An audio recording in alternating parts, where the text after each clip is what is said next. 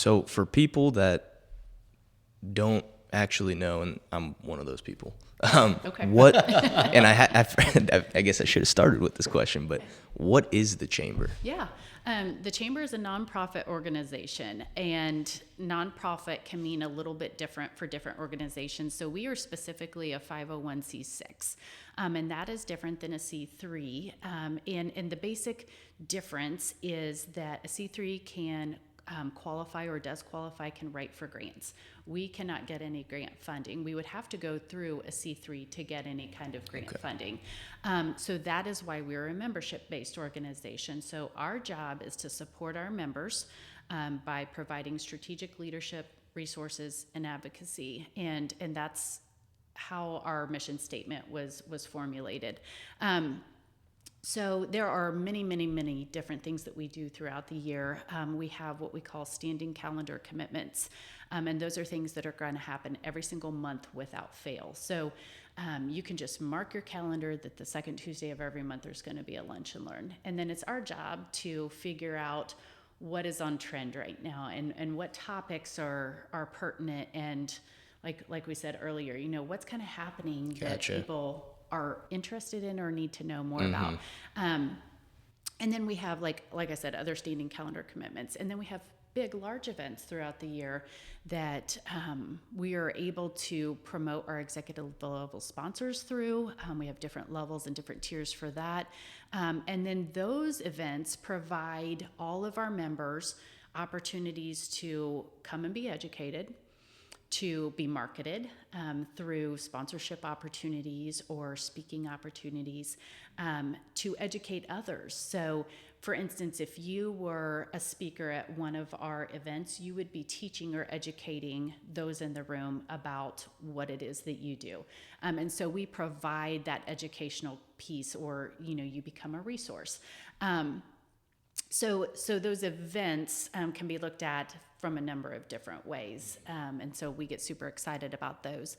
But then we stay up on things like we have the legislative update. And so we're very concerned about what things are happening as it relates to your industry. And then we provide at the beginning of the year a legislative update that allows anyone in the community to come and hear from your local elected officials or state officials as it pertains to where you live. And so that's your opportunity to be in front of them face to face. Sounds like you try to breathe excitement into a legislative update. You do a good job at it, I'm sure. Thank you.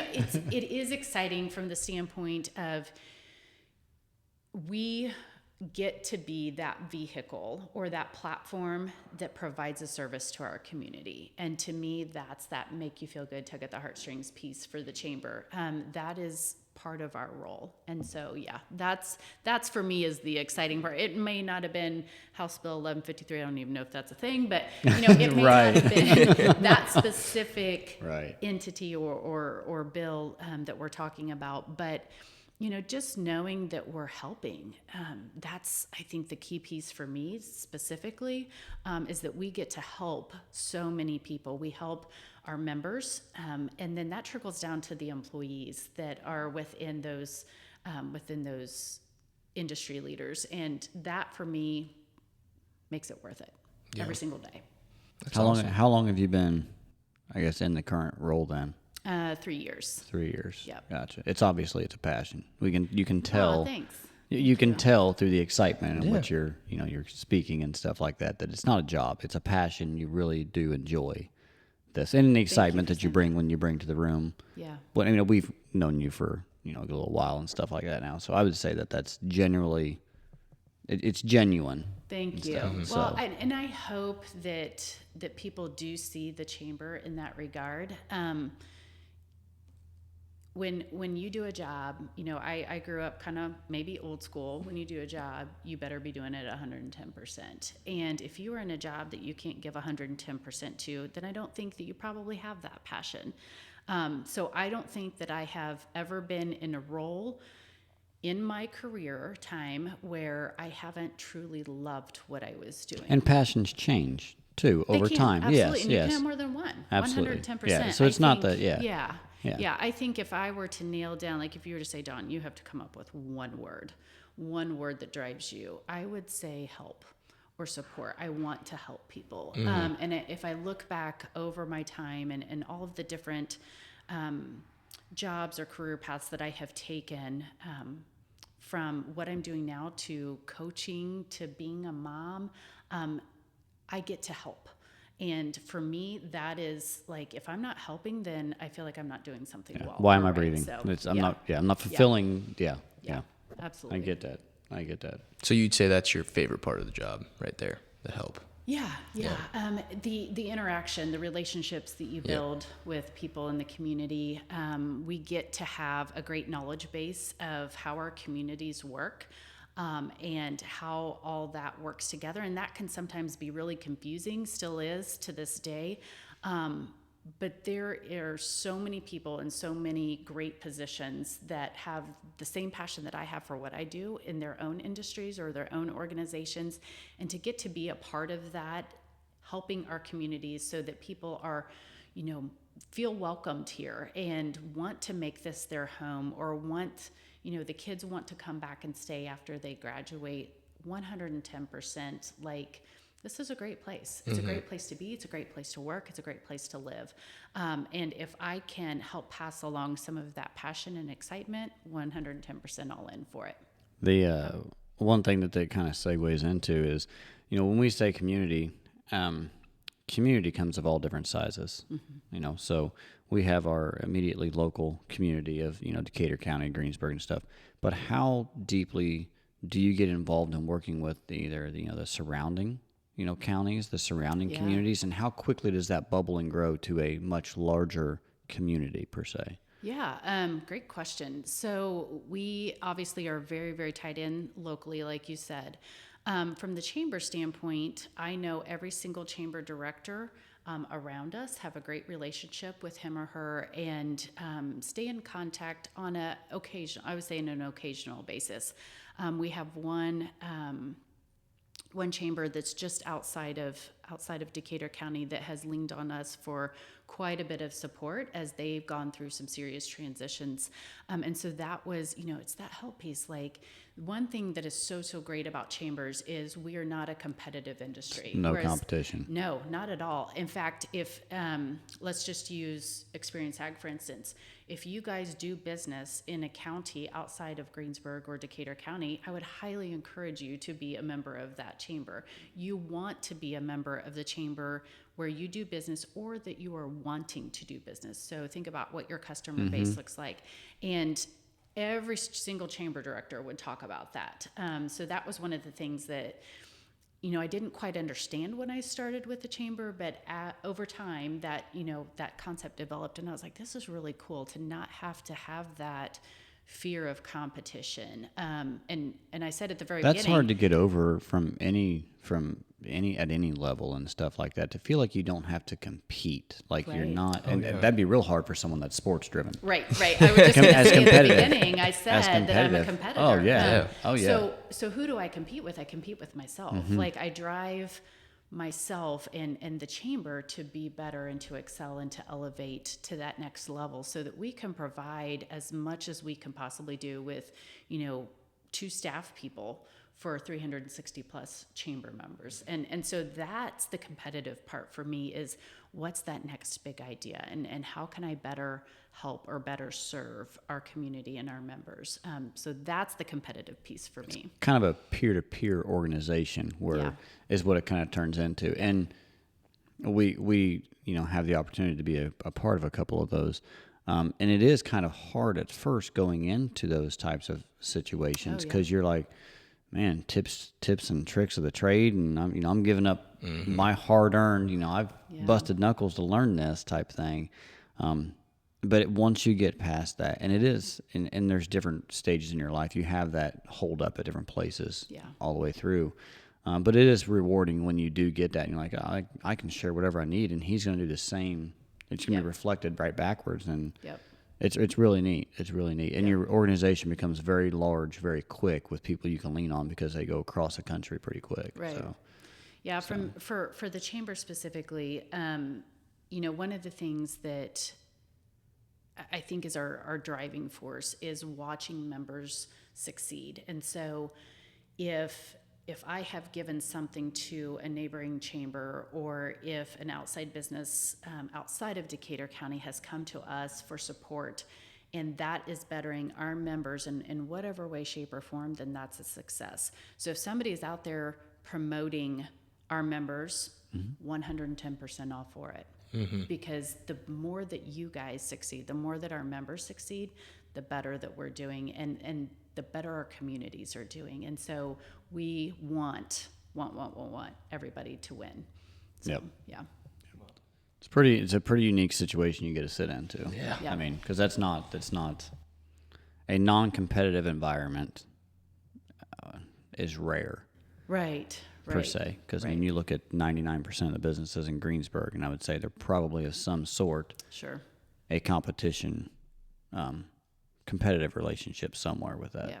So if you think about like you're talking about businesses or organizations who would have competition, I think as long as you look inward and focus that on doing the absolute best that you can do, You can forget with about the clients or the customers that are walking through your door that you're enticing in, then that takes the pressure off of everything else that's going on outside. That's noise, right? And that can be positive in a sense that it can help drive you, but if you take it negatively, it can totally ruin you and your business too. So I think making sure that what is happening within your business or your organization is pointedly benefiting your client, your customer, and that you're doing the best job that you can do.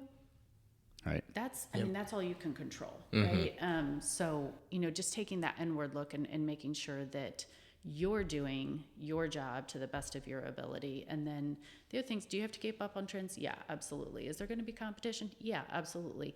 But are you using that positively within your four walls? Yep. Right. So when you say you don't, obviously you said you don't have any competitors, and you compete, you said, with yourself. What kind of goals do you set for yourself to try and stay on top of that and be like, I want to push myself to be Get better? out of your comfort zone. Yeah. Ooh, good question. That wasn't on my list. Sorry. You're good.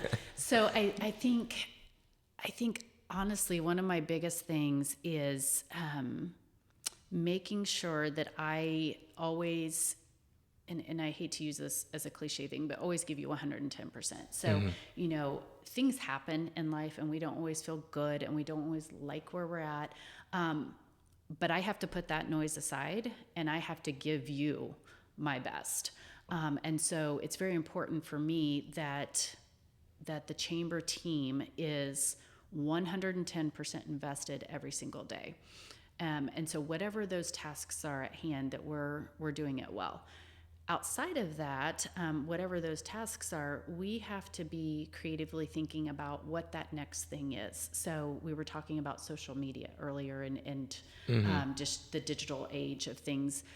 What is that next trend? And do we understand it? And are we looking at that as a tool? Is it a tool you can use, or is it and participate in, or is this going to be, Right. how does this come off from an image? Like, Right. yeah, is this something that can be used professionally? Correct. Because that's what you have to do, is Correct. professionally use one of those tools. Correct. So that kind of thought process is, and what is that? I've been talking with our board of directors here recently. What is that next big idea for Decatur County and how we're supporting businesses? We talk about entrepreneurship and we talk about startups, and is that where our focus needs to be? We are a very small chamber. We are 2 full-time employees and we serve over 360 members, on top of the work that we do with all of those events throughout the year. So while I want to do this, and this, sometimes that's just not within our realm. We're spread very, very thin. We serve on other boards and other committees. I would guess you and I have a little bit of in common where sometimes it's hard to focus us back onto what we need to do, because I get this way, and these guys, A lot of Squirrel. it is. Yes, it can yes, be. It can be. exactly. I'm excited about it. I'm like, Yeah. let's go, let's go. sometimes we got to rein them in a little bit. and then it's back over here type But thing. keeping that energy level up so that there's always excitement, there's always growth opportunities, there's always specific thought and maybe not specific thought, but just I don't know what the right word is, but just a good thought process for making sure that we're continually elevating not only the chamber but our chamber members. Yeah, intention behind actions and Absolutely. behind the execution, the plan behind the execution and stuff. essentially. Intentionality. That's the word I was looking for. Perfect. I almost got there. What resources, I guess, would you say are available to the community and to members that most people are not aware of or they don't utilize that you feel that you'd like to see them take more advantage of? You can use us as an example. I mean, The chamber. And I know that sounds so basic right now, but the Chamber of Commerce is one of the greatest resources and referrals within any community. And people either A, don't know what we do, don't understand it. And some of that is our job to tell the story better. So I will personally take action and lack of credit there. So we need to do a better job of telling what we do and who we are. But we have so many resources available and we know who to send you to. So we get to be that hub that says, like, if you're wanting the volunteer opportunities, okay, I can send you to Main Street. I can send you to Visit Greensburg. I can send you to the United Fund. I can talk about the fact that I meet with upwards of 40 probably different nonprofits on a quarterly basis, and I have a pretty good understanding of what they all do. And they do you guys so this goes back to a brand. That's basically what you're trying to educate on a brand is what the chamber does. Yeah. Have you guys done like your brand video and stuff like that? So we rebranded ourselves not too long after I came on board as the director, and there was a video that was put out early on. That was probably one of the funnest and coolest things that we did. That we're gonna redo do it some more again. because we've added team Yeah. members and stuff, and it's grown. Yeah. But it's a very quick, easy way Yeah. for people, and videos are a trend. Correct. If you can keep that a very short stint and saying, "Hey, this is who we are. Look at what we do," and Yep. oh, you need help here. I mean, I don't know. You may already have that, and I Not should to probably the have done my extent that you're research. talking I about, probably should but have gone yeah. on the website. Yeah. Not to the extent that you're talking about. And I agree. Totally would be a great extra tool for us. 100%. Yeah. But that's neat. The so just calling in and just kind of becoming a familiar voice on the other end of the phone, just saying, "Hey, I got a question." That's probably the biggest tool. Just call in. Just ask. Yeah, we get calls all the time for people that want to know about event spaces in our communities or that need somebody to build a website for them. And we become that vehicle that helps drive people to the resources that they need. We can't answer all of your questions, but we can get you to the right people. What you know, it's who you know. Yeah, and it's that piece, that I said earlier. We get to help. Right? We get to help you get to the right person. We don't know all the answers, but we can definitely get you to the right people. In the position you're in, what do you find most challenging? What are some of the challenging parts of what you do? And I know there's probably a lot, but I would say honestly, right Probably now, dealing with Travis. those hard chamber members that. So I would say right now, feeling like there's so much more that we can do and want to do, but we're restricted in the sense that there are 2 full-time employees and probably enough work today for 4. The work that we are doing in that office, we we legitimately either don't eat lunch or we sit at our desks and work through it. And to be able to get out and continue to build those relationships and be seen in our community, but yet need to be behind our computer, answering emails, answering phones. That is a lot of work for two people. So that's probably the thing that holds us back the most, is just that we're small, and we are considered a small chamber across the state of Indiana. So there are definitely chambers that are in different demographics that can do different things than we can, and that's just because we're just a little bit more restricted. Now, do I see that growing in the future? I hope so. We have that full-time position, that second full-time position used to be part-time. We have had a summer intern for the last 2 years now in a row, and we plan to do that again this year. So, those are things where we're continually building, but we kind of have to be very strategic with that too, and want to make sure that we are taking the chamber's best interest in mind, the budget that we run, and what that does or doesn't do for our members. So, on the side of that too is, every position has a. I guess there's someone correct for every position. Being in the position that you guys are in, you have to be out in the community and stuff like that. You do a very good job of that, but that's not for everybody. Correct. Not everybody can walk in here with a smile on their face. Yep. You know what I'm saying? Yeah, like, yeah, and you're be right. genuine for through sure. what that is, and that eventually shows through. So just because you may have even applicants or someone else fill in, a budget could restrict that, or you just may not have the right person yet. And sometimes it's worth waiting for that some right people person. just aren't comfortable with that. Right. Like they may be, that happy, positive person, but they just don't want to. They're not comfortable being out in the public eye, and, Right. and that's okay too. Like there's a place for them. So yeah, that's probably our biggest challenge right now. I would say, on a larger scale, a lot of our events are hitting max capacity, which is a great problem to have. That's actually one of the reasons that we initiated some conversation with you guys a while back, because we are outgrowing our spaces, which means we're doing a good job of providing services and resources, but needing that next space is becoming a little bit more crucial. So that is restricting us in a sense that I think a lot of what we do could become regional efforts, and I would love to see them be a regional effort. I always say that we do really, really big things on a small scale, and I think we do. I think we provide a lot of value, but because of the resources, we are limited. So we just have to keep that in mind and make sure that we are being as relevant as possible and not jeopardizing the content as we continue to grow and develop and think about whatever that next level That's is. hard. So, yeah, That's hard to do. it is. What are some of your ways that you stay on top of the trends? Like the stuff that's coming out, I guess. I probably don't do a good enough job, but I feel like I'm on social media all the time. Like I'm always scrolling.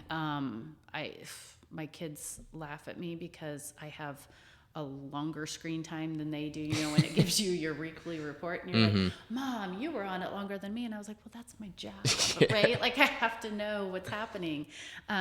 So I feel like for me, it's that. And then I pick up a lot of nuggets through things like conferences. So we have a conference where all chambers in the state of Indiana come together once a year. And that's one of my favorite times because I get to hear some of the different ideas. There are some smaller groups that happen via things like Zoom where chambers can get together and it's more of a, like, what are all the small chambers doing? And I get to get nuggets and takeaways from that. And then I get, all kinds of newsletters every other day that, I don't have time to take a deep dive in, but I can get a good idea of what's happening and what's trending out there. So, I think a little bit, I guess I pull it from a lot of different ways. Yeah. But constantly, I feel like I am on social media. That is one place you probably won't find myself.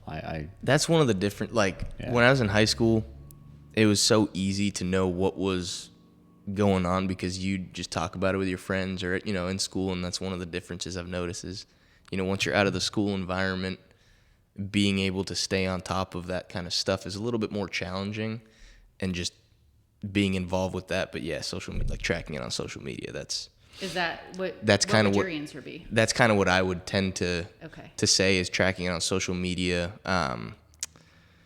But even just being in group chats with my buddies and just hearing like what's going on in the world, I guess, quote unquote, what's going on in the world. Yeah. But that's basically what I try and do. So See, I'm back to the old school. I got like 5 people I talk to outside of work and stuff, right? It's 5 people I probably talk to, and if they don't bring it up, I probably don't know about it. Yeah. And I am perfectly happy that way. I was just going to say, in your role, though, that's okay, Yeah, right? Whereas his and mine, maybe not so much. It doesn't, there's, as long as someone, I understand the importance of it, and when properly used, it is a very powerful tool, but it can also be a consuming part of a life, and it can be brought to the negative. Absolutely. Completely. As with anything. Yes. 110%. Yes. Absolutely. 110%. Yeah. Absolutely. Yeah. So, do you see your kids wanting to do anything in these areas? I mean, I know you said your one daughter is back over there in Marietta. Yep. Right? Yep. No, she wants to be she's going into the medical field. Okay. Our second daughter, medical as well. Right now, that's where their paths are leading them. Our son is very much heavily involved in the swine industry, and that's kind of his thing right now anyway. And our youngest, I'm not sure yet where it's going to lead her. She's kind of, I think, thinking about nutrition. Yeah. So that's... So you may be the only marketing and advertising one in the family then, Yeah. which is fine. Yeah. Which is fine. Yeah. But, It's kind of been an interesting chain of events. I have done several different things throughout my lifetime. One of them was to be a consultant for health and wellness, or to be a coach, a health and wellness coach. And all of that was remote. All of that was social media. And I think it kind of gave them like a bad taste for, what that was. They didn't like being on camera. They didn't like me showing them on camera. And I get it, like 110% I understand. Those vehicles were the way that coaches relate to other people that they've never met before. Right. So, if this person out in Arizona starts following me, how am I relating to them? And, through that time, they were relating to me because of family. my family. Yeah, because I was a working mom, and I did have 4 kids, so our house is chaos most of the time. And so how do you do that and still maintain a healthy lifestyle and be involved with this or that, or and so that was my connector piece at that time, and I think they were like over it. Yeah, they were done.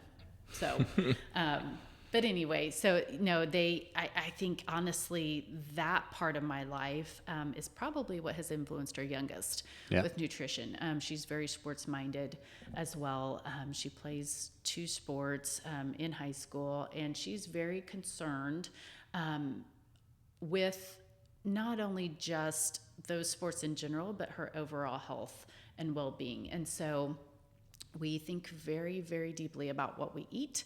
And she is experimenting we get lots of recipes that are developed in our kitchen or copycatted from something else. Hey, let's try this.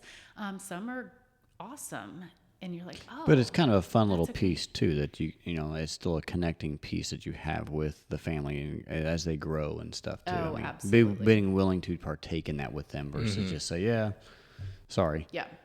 No, 110%. All 4 of my kids, I should say our kids, all 4 of our kids are what I would consider leading healthy lifestyles. It would not be unusual for you to see them home on a break and all of us to go to the gym together.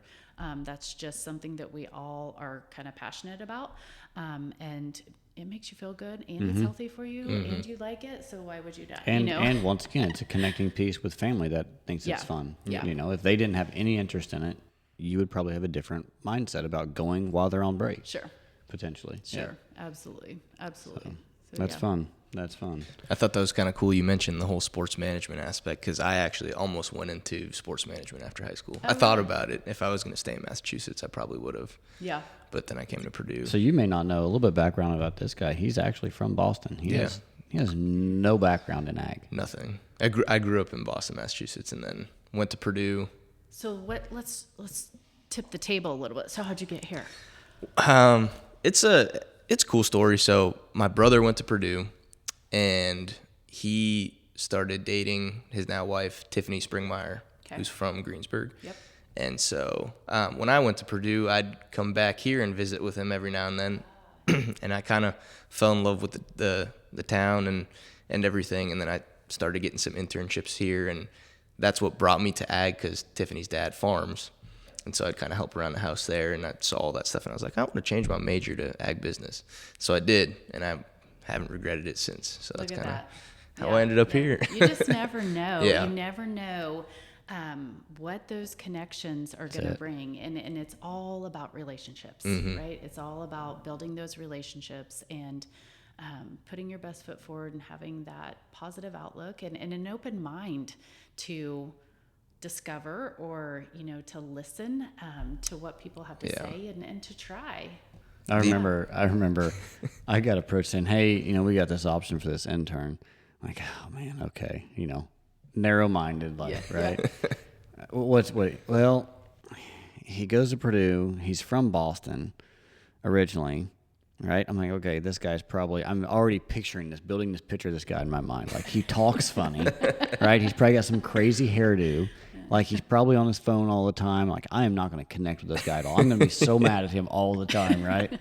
Thankfully, that's not the case. You're right? still here. Yeah, he's still here. Still here. But So he showed up, and I was pleasantly surprised. And it is though. It teaches you, to as an employer, as anyone, to don't prejudge. Like make sure you come into that with an open mindset because it can be really fun and really fulfilling.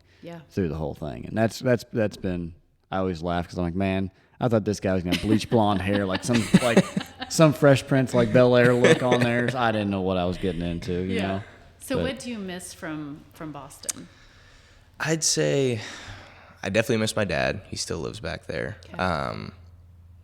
And just high school friends. I miss my buddies, but honestly, environment-wise, the country and the openness and how friendly people are here is what pulled me to stay here. And there's not a whole ton that I miss from back there. I mean, I guess just family aspect and family friends and all that.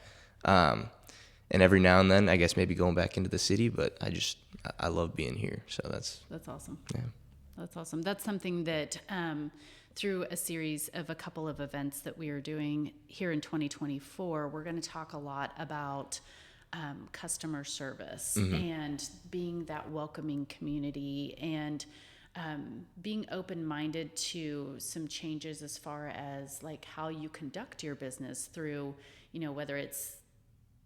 whether you're worried about like that next level of sales or whatever, and how that customer service piece tucks into the success of the coaching and the sales. So, that's exciting to hear that you felt when you came that Decatur County was welcoming. Oh, definitely. And I think we can always continue to, again, elevate to the next level and sprinkle that stuff everywhere, right? Like, let's just throw that glitter all over the place. It's one of those rare things. Like, how did you from Boston find this little bitty, what we call this little hole here? Yeah.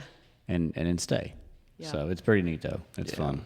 Yeah. So, but I don't know. Do you guys have anything else to cover? I don't know that we really went through our whole list, but this is a very fun. I don't think we touched on the list at all. Very fun and informative session. Okay. I think. Do you have anything else you wanted to add or something? I think just in general, the chamber itself is it's a thriving organization that's been in this community for well over 100 years. I think we're 117, 118 this year, and that we don't take that lightly. that organization has lasted and existed for a reason.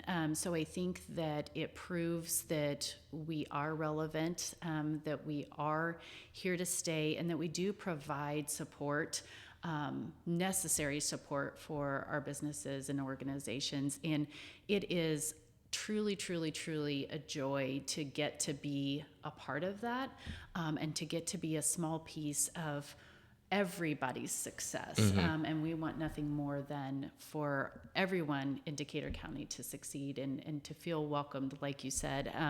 And so we're just blessed that we get to do what we do. Well, we thank you for coming on here, and this has been, you're so welcome. This has been fun. We'll do it Thanks again for asking sometime. me. Yeah, So. I appreciate was like, you. man, they got nobody else if they're coming and asking us. You're no, But no, happy to be here. Yeah. Happy to be here. Well, thank you guys for watching, and stay tuned for some more episodes.